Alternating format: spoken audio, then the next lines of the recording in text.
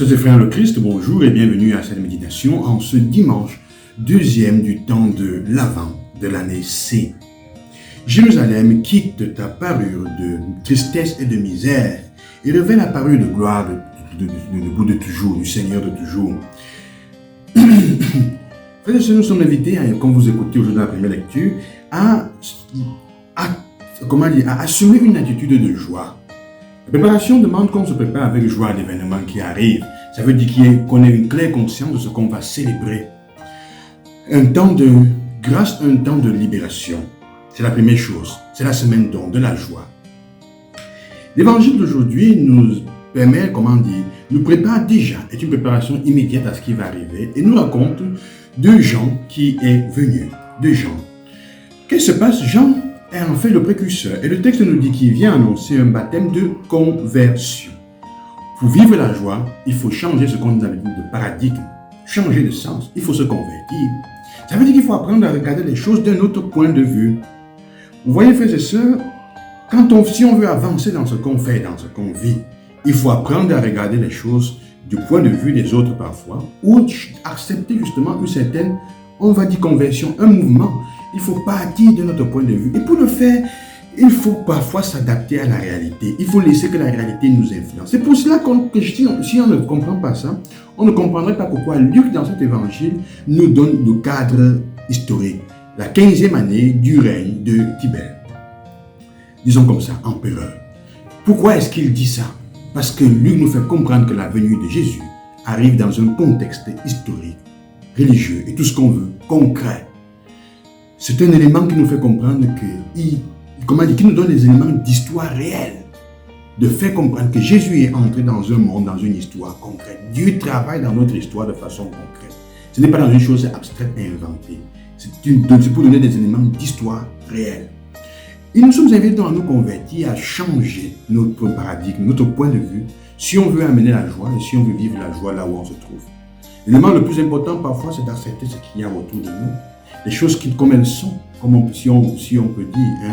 Apprenez à voir les choses de notre point de vue, le point de vue des autres aussi. C'est ça demande la question, comme je dis souvent, c'est chercher la vérité qui n'est pas une chose statique que je possède. Elle est comme un cube. Et pour voir toutes les faces, j'ai besoin parfois de bouger. Se convertir, c'est ça. C'est changer radicalement, c'est bouger, c'est se déplacer de son point de vue. Est-ce que tu es flexible dans ta vie? Est-ce que tu as la capacité d'écouter les autres et d'accepter que leur point de vue peut être peut-être le mieux à ce moment et d'essayer de le regarder de cette perspective-là? Quand on est trop lié à une manière de voir, on finit par détruire ce qu'on est en train de construire. Quand on est trop lié à une façon de voir, on finit par détruire. Pourquoi? Parce qu'il arrive un moment où l'histoire nous demande de changer. Le contexte change et il faut s'adapter au contexte. Alors, si on ne le fait pas, on ne va pas arriver à vivre, on ne va pas évoluer. Même dont on a fait des business, ce qu'on construit va être détruit dans tous les niveaux, politiques, économiques, sociaux, tout va être détruit. C'est pour ça que l'évangile à la fin continue à dire, vous préparez le chemin du Seigneur, rendez droit ses sentiers, rendez droit les sentiers du Seigneur dans votre vie, dans ton cœur. Ouvre ton cœur, deviens une personne droite, on peut dire aussi pure. Est-ce que tu es droite dans tes intentions, dans ce que tu fais? Être droit, ça veut dire penser et dire et faire ce que je pense, ce que je sens en réalité. Comble les ravins, mon frère, ma soeur, les ravins des distances qu'il y a entre toi dans les relations et les autres. Les ravins qu'on a mis de la haine et de beaucoup d'autres choses. Quels sont les ravins que nous construisons entre nous et les autres? Toute montagne ou toute colline sera abaissée. Les montagnes et les collines que nous construisons devant nous pour nous empêcher de voir la réalité. D'être conscients du quotidien, de la réalité du présent que nous devons changer, dans laquelle nous devons vivre.